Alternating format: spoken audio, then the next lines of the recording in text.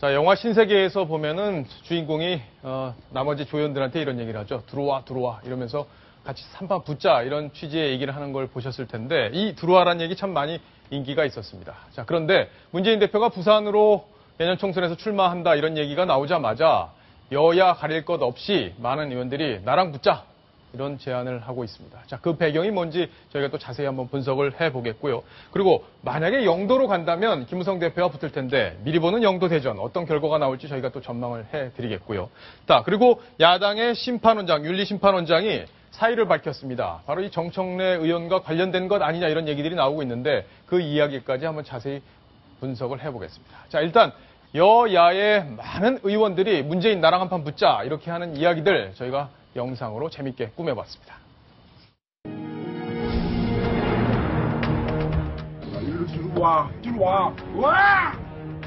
문재인 대표가 영도에 나온다, 해운대에 나온다 이런 말이 부산 의원들이 거의 예외 없이 자기 지역구에 좀 보내주면 좋겠다. 자기도 좀 정치적인 몸값을 좀 올리게. 무소속으로 붙어봐라 이렇게 주장을 합니다만 여러 가지 부분들이 나와주면 저는 또 그 수용을 할 의사는 있고요.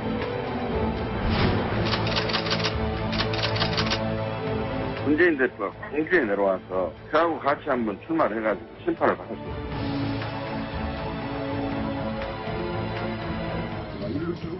들어와, 와!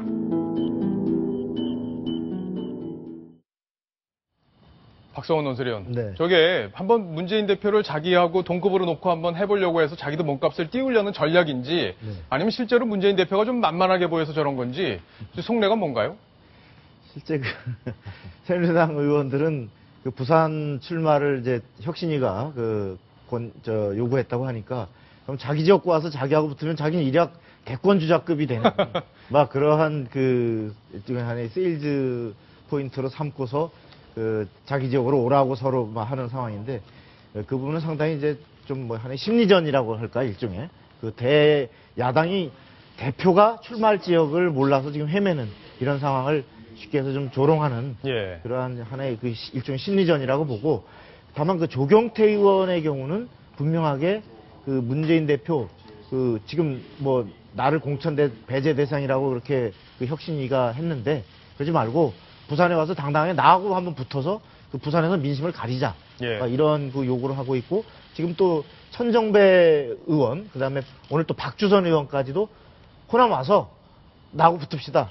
어디든 이렇게 얘기하고 있는데 정말 호남을 대표하는 민심을 누가 문재인 대표가 어떤 희망으로 갖고 있는지 아니면 우리 새로운 신당이 갖고 있는지를 겨뤄보자. 이런 쪽에서 전부 다 문재인급으로 본인을 올리려 이러한 전술인 것 같습니다. 자, 그럼 실제로 부산과 광주에서 문재인 대표에 대한 여론이 어떤지 한번 살펴볼 필요가 있는데 자, 지금 광주 호남 취재본부의 정승호 본부장 전화로 연결이 되어 있습니다. 안녕하세요. 네, 안녕하십니까. 자, 지금 최근 여론조사를 보면은 호남에서 문재인 대표가 차기주자 1위로 올라섰어요. 그러니까 얼마 전하고 좀 상황이 좀 다른 것 아닌가 이런 생각을 해볼 수 있는 건데 그동안에는 문재인 대표 그리고 친노에 대한 거부감이 호남에서 크다 이렇게 지금 저희가 알고 있었고 그렇게 보도도 저희가 해드린 적도 있습니다. 그런데 실제로 흐름에 좀 변화가 생긴 건지 궁금합니다. 네, 문재인 대표의 차기주자 1위 저도 좀 놀랐는데요. 4.19 재보궐선거 패배 이후에 손학규 전 대표 그다음에 박원순 시장의 지지도가 문 대표가 높았거든요. 그런데 5개월 만에 다시 1위로 이제 올라섰습니다. 아무래도 재신임 카드, 저돌적인 혁신함 밀어붙이기 이런 분위기가 반전의 역할을 좀 했다고 볼 수 있을 것 같고요. 한마디로 승부사적 기질이 통했다고 할까요? 이런 정치적 위기 국면을 돌파하는 모습을 보면서 노무현 전 대통령을 떠올리는 분들이 꽤 있었습니다. 그래요? 네, 문 전 대표 지도 올랐다고 해서 친노 세력에 대한 거부감이 줄었다 이렇게 말하기는 또 어려울 것 같아요. 특히 광주에서 그런 분위기가 많은데요. 반감이라는 게 원래 한두 번 이렇게 소원함 때문에 생기는 건 아니지 않습니까? 조금 올랐다고 해서 민심의 변화가 있다가 보는 것도 좀 무리일 듯 싶고요. 그래서 이제 문 대표 지지도가 반짝 이렇게 반등하고 그치는 것 아니냐 그런 시각도 좀 있습니다.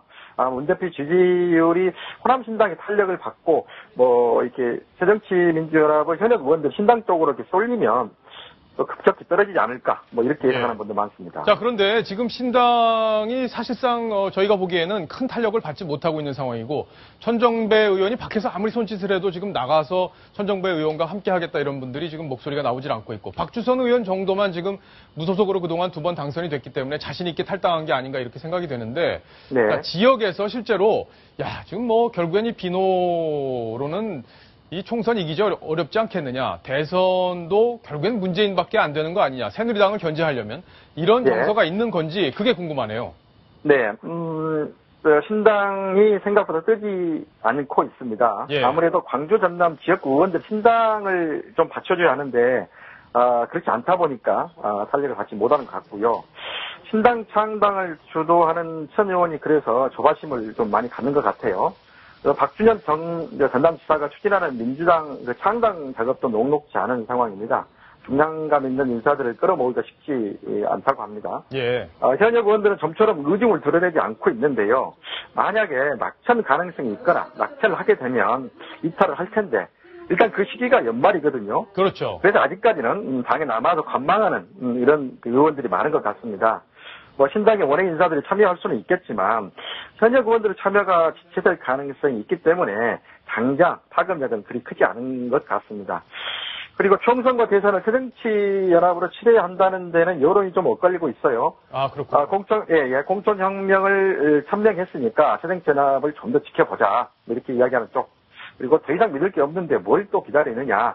신당 쪽에 무게를 실어주자 하는 그런 의견도 있습니다. 예. 자, 박주선 의원이 문재인 대표 여기 와서 한판 붙자 이런 얘기를 실제로 했습니다. 근데 예. 실제 붙으면 어떻게 될지 궁금해 하시는 분들도 꽤 있더라고요. 예. 글쎄요. 그런 일이 성사될까 싶긴 한데요. 아무래도 앞서 말씀을 하신 것 같은데 천정배 의원도 마찬가지 박주선 의원도 그런 발언을 했습니다만은 아무래도 정치적으로 이렇게 계산된 발언이 아닌가 싶습니다.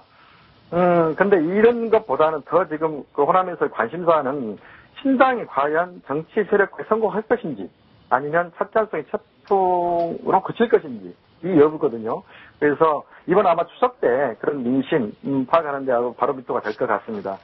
일단 신당 세력은 중도 세력 정체성을 지향하고 있고 친노 패권주의 이런 걸로 인한 새정치연합 정권 창출, 비전, 상실을 상당 명분으로 지금 삼고 있습니다. 그렇죠. 근데 하지만 신당이 성공하려면 넘어야 할 산이 꽤 많습니다. 당장 그 정권 창출 비전을 담보할 수 있는 인재 확보가 관건이고요. 그리고 대선 주자급 정치적 중량감을 가진 인사들과 개혁성을 갖춘 현역 의원들의 합류가 선행되지 않으면 어렵다는 것이죠. 예. 그래서 신당 진영에서는 내년 연말을 기점으로 내년 총선 권총을 둘러싸고 새정치 연합이 내분이 격화될 것이다. 네. 그러면 비주류 인사들이 대거 우리한테 올 것이다. 이렇게 기대를 하고 있긴 한데 문제는 새정치 연합과 차별할 수 있는 인적 정치적 콘텐츠를 내놓아야 하는데 네네. 과연 그 능력이 신당에 있느냐 그런 것이거든요. 알겠습니다. 지역 구도를 뛰어넘고 이렇게 분열 프레임 확보할 수 있는 전략적 접근도 필요한데 과연 이런 것들을 담보에 낼 수 있을지 관건입니다. 알겠습니다. 자, 정승호 본부장 이야기를 들으니까 광주 사정이 좀 훤히 보이는데 자, 말씀 잘 들었습니다. 네, 감사합니다. 천 차장. 네. 지금 정승호 본부장이 잘 설명을 해줬어요. 그러니까 지금 시간이 좀 더 두고 봐야 된다. 아직까지 호남에서 지금 나오는 여론 정도로는 총선을 문재인으로 가자. 이런 정도의 여론으로 보기는 어렵다. 이런 해석인데. 그렇습니다. 예. 네. 사실 문재인 대표가 지금 어디 나갈지도 모르잖아요. 오늘 이제 부산의 본인의 지역구에 가서 이제 추석 인사를 했는데 여기서 이렇게 얘기했습니다. 총선 승리를 위해서라면 어떤 선택도 받아들이겠다. 예. 어떠한 선택도. 이게 어떤 선택이라는 건 이제 그럼 부산 영도에 나가냐. 지금 어머니가 어쨌든 부산 영도에 살고 계시니까. 예. 김무성 대표 지역구로 나가서 한번 붙어보겠느냐. 이렇게 해석을 할 수도 있고 또 야당 혁신위원들 사이에서는 강남 나가라. 안철수 의원과 함께 문재인 대표가 강남 나갔으면 좋겠다. 이런 얘기도 지금 들리고 있거든요. 어떤 선택을 할지는 아직 알 수 없습니다만 문재인 대표가 어쨌든 당대표로서 모든 걸 내려놓고 이 총선에서 필승 전략 카드를 뭔가 꺼내들 것인가는 조금 더 지켜봐야 된다. 네. 자, 지금 오늘 부산역에 내려가서 문재인 대표가 인사를 하는 모습인데 지역구에 그동안 자주 가진 않는다 이런 얘기들이 있었는데 부산에서 이걸 어떻게 평가하고 있는지도 궁금합니다. 자, 부산에 또 주재 기자를 연결을 해봐야겠습니다. 강성명 기자 지금 전화로 또 연결이 돼 있는데요. 자, 강 기자 나와 있습니까? 네, 안녕하세요. 부산입니다. 예, 자, 어제 저희가 김무성 문재인 맞대결 이야기로 전화를 좀 연결을 했었는데 자, 오늘은 이 너도 나도 문 대표하고 붙자. 지금 여당 의원들은 뭐 여러 명이 그런 얘기를 했고요. 그리고 특히 이 조경태 의원이 사흘 자기 지역구에서 한번 붙자 이렇게 이야기를 했습니다. 자, 근데 조경태 의원이 그 정도로 지역에서 기반이 탄탄한 건지 문재인 대표가 붙어도 실제 이길지 그 부분 한번 정리를 해주시죠. 예, 뭐 사실 조 의원은 그 여당 텃밭이 부산에서 3선을 했기 때문에 그만큼 지지도는 강합니다. 그런데 만약 문 대표 두 분이 붙게 된다면 결론부터 말씀드리자면 두 분 다 얻을 게 없는 싸움이다. 이렇게 네. 전하고 싶습니다. 올해 초부터 부산 4에서는 허남식 전 부산시장이 새누리 후보로 출마한다는 얘기가 계속 나오고 있는데요. 허 전 시장은 3선 시장입니다. 그런데 정작 당사자는 말을 정확하게 하지 않고 있습니다. 그걸 두고 여러 분석이 나오는데요. 그중에서도 조경태 의원과의 맞대결을 부담스러워한다는 분석이 가장 많습니다.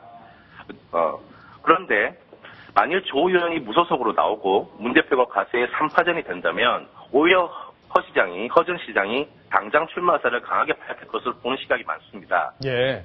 왜냐하면 야당표가 나뉘어서 유리해지는 것은 물론 초선임에도 거물을 잡고 국회에 입성했다는 얘기를 들을 수 있기 때문입니다. 예. 자, 그럼 예. 말씀 계속하시죠. 네네. 결국 문 대표는 질 경우에 자신들이 밀어내 조 의원을 잡으러 갔다가 우승 골만 당했다는 얘기를 들을 수밖에 없습니다. 그래서 영도구에서 차라리 김무성 대표가 붙는 한이 있더라도 사흘에는 나오지 않을 것으로 보고 있습니다. 네. 자, 근데 문 대표에 대한 부산 지역의 여론 이게 궁금해요. 어제도 좀 잠깐 설명을 하긴 했지만 네. 여당 의원들이 이렇게 다 만만하게 볼 정도로 지역 부산에서 여론이 그렇게 썩 좋지 않은 게 실제 그런 건지 아니면 여당 의원들이 좀 그렇게 일부러 정치적으로 얘기를 하는 건지 그 부분만 짧게 정리를 해주시죠. 네. 뭐 호남이나 서울 등 다른 지역에 비해 인기가 높다고 할 수 없겠지만 새정년에 어느 의원보다 부산에서 경쟁력이 높다고 평가받고 있습니다. 예. 박민식 의원 말을 들어보면 새누리당 의원들이 너나 할 것 없이 맞붙기 희망한다는데요. 글쎄요, 과연 자신감을 갖고 있는 건지 모르겠습니다.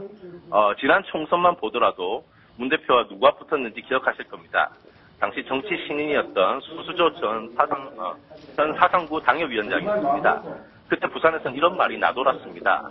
자신이 없으니까 모두 도망가고 아직 손해볼 것 없는 젊은이에게 떠넘겼다는 얘기죠. 예. 네. 오늘 박 의원이 전한 말을 두고 반감을 갖는 시민이 꽤 계십니다. 아, 그렇군요. 네, 다소 오만해 보인다는 겁니다. 예. 부산에선 스스로 뛰어나서가 아니라 기호 1번을 달고 있기 때문에 뽑힌 사람이 많다는 걸 의원들 스스로도 부인하기는 어려울 겁니다. 예, 알겠습니다. 자, 여기까지 듣겠습니다. 말씀 잘 들었습니다. 네.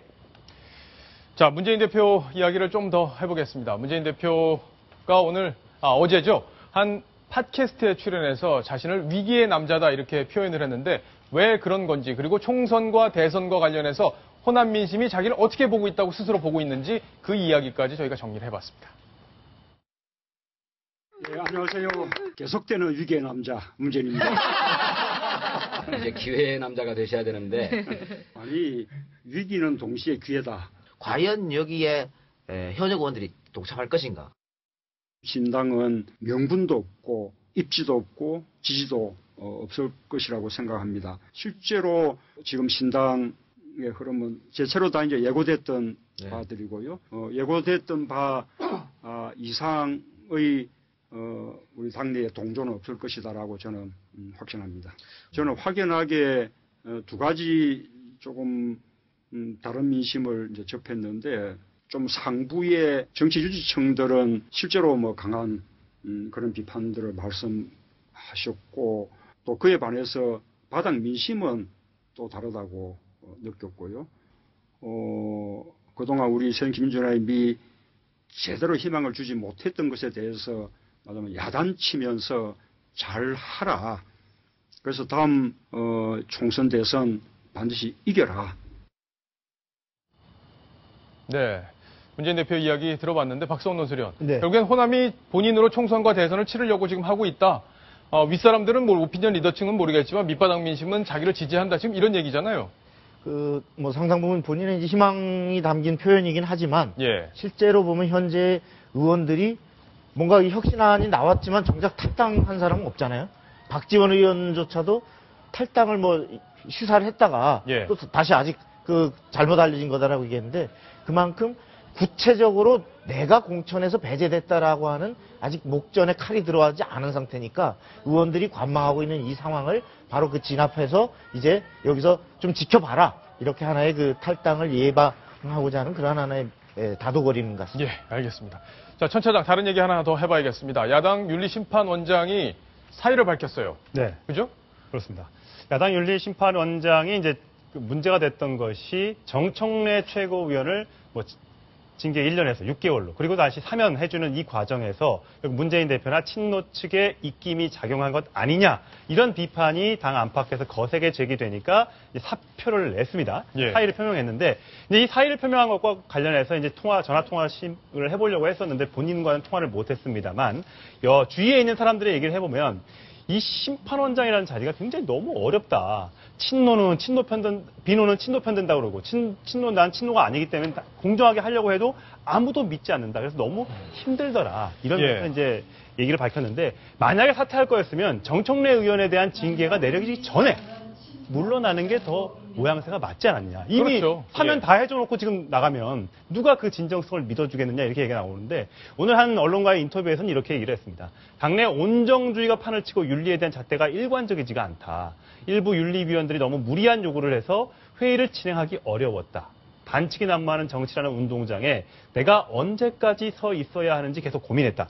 저 얘기만 놓고 보자면 나는 공정하게 하려고 했는데 주위에서 안 도와줬다 이렇게 예. 해석이 되는데 그렇다면 사퇴 시점이 조금 늦지 않았냐 이런 비판을 받을 수도 있을 것 같습니다.